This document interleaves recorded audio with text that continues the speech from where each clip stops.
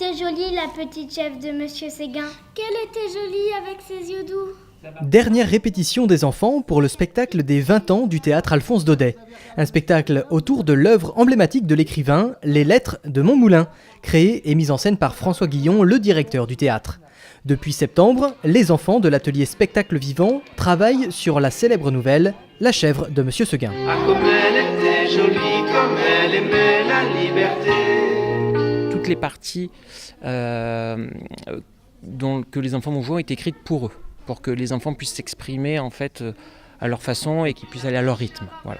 Le spectacle rassemble enfants et adultes, professionnels et amateurs. Une chance pour ces artistes en herbe. En fait, je rêve un peu de faire du théâtre depuis que je suis assez petit. Et puis, j'aime bien quand on fait des spectacles, quand il y a des gens qui nous regardent. J'aime bien la danse, le théâtre, le chant, voilà, tout.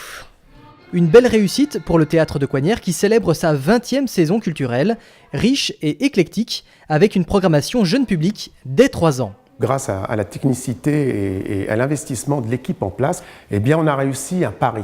En fait, il y a une rencontre entre le public coignérien et bien sûr élargi au public des communes avoisinantes, et puis la programmation. Ça a très bien marché parce que je crois que depuis 20 ans, on n'a jamais été en dessous de 80% de remplissage.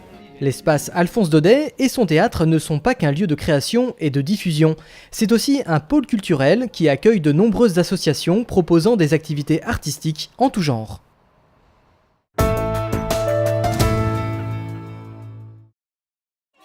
Il était très attendu par les petits coignériens. Le Père Noël a défilé auprès d'eux entre la maison de voisinage et la place de l'église.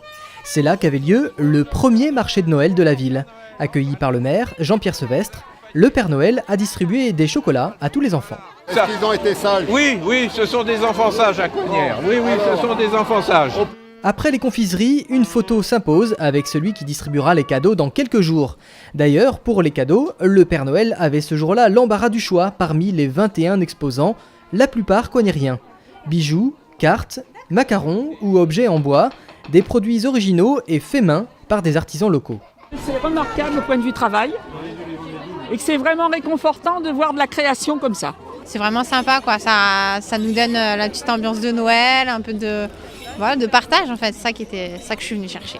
Un moment de convivialité suggéré par une coignérienne. Je fais des marchés de Noël souvent et je me suis dit pourquoi Coignières ne ferait pas des marchés de Noël.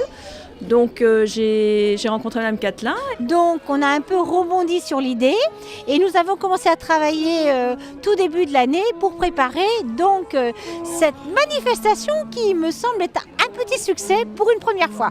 Du côté des animations, les enfants ont pu faire des baptêmes de poney ou bien participer à un atelier crèche dans l'église.